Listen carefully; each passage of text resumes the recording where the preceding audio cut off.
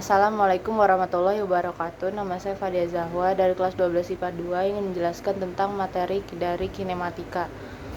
Kinematika itu sendiri adalah cabang dari mekanika klasik yang membahas gerak benda dan sistem benda tanpa mempersoalkan gaya penyebab gerakan. Jadi mekanika klasik yang membahas gerak benda dan sistem tanpa mempersoalkan gaya penyebab gerakan.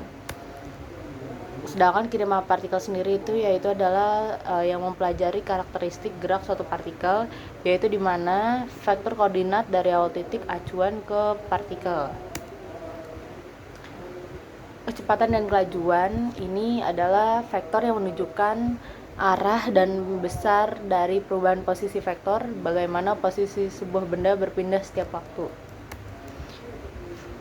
Percepatan ini sendiri adalah dapat berubah jika arah atau keduanya sekaligus dan memperhitungkan laju perubahan besaran vektor dan laju perubahan arah vektor itu sendiri.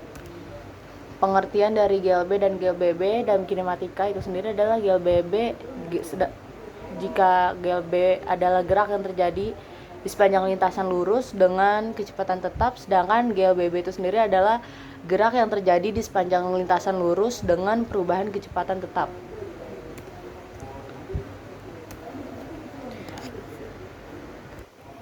Sedangkan gerak vertikal ke atas itu sendiri adalah gerak di mana jika benda yang dilemparkan tegak lurus ke atas dengan kecepatan awal tertentu.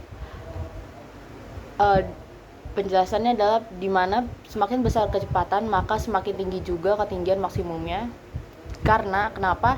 Karena jika dilempar ke atas berarti gerak melawan gravitasi bumi, sehingga kecepatan gerak tersebut akan melambat.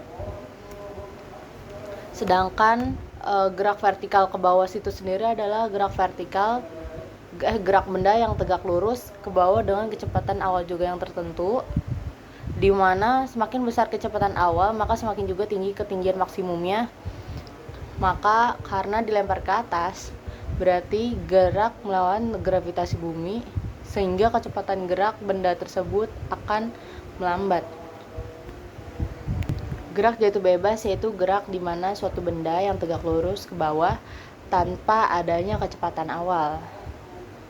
Di sini ada rumusnya, yaitu H sama dengan setengah dikali G kali T kuadrat, di mana H itu sendiri adalah ketinggian benda, T itu waktu tempuh, G itu percepatan gravitasi, dan V0 adalah kecepatan awal benda, dan Vt adalah kecepatan benda saat sekon ya. Terus yang selanjutnya adalah ada gerak parabola, di mana gerakan benda pada awalnya jika diberi kecepatan awal lalu menempuh lintasan yang arahnya sepenuhnya dipengaruhi oleh gravitasi. Di sini ada contoh dari gerak parabola itu sendiri, di mana grafik itu menunjukkan bahwa diberi kecepatan awal lalu menempuh lintasan yang dimana itu dapat mempengaruhi si gaya gravitasi itu sendiri.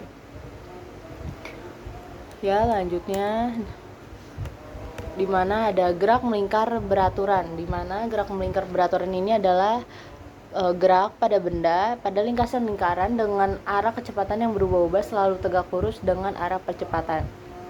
Di sini ada untuk menentukan gerak melingkar beraturan ada kecepatan tangensial, yaitu di mana kecepatan yang selalu menyinggung lintasan dan tegak lurus dengan jari-jari lintasan. Oke, sekian penjelasan dari saya. Wassalamualaikum warahmatullahi wabarakatuh.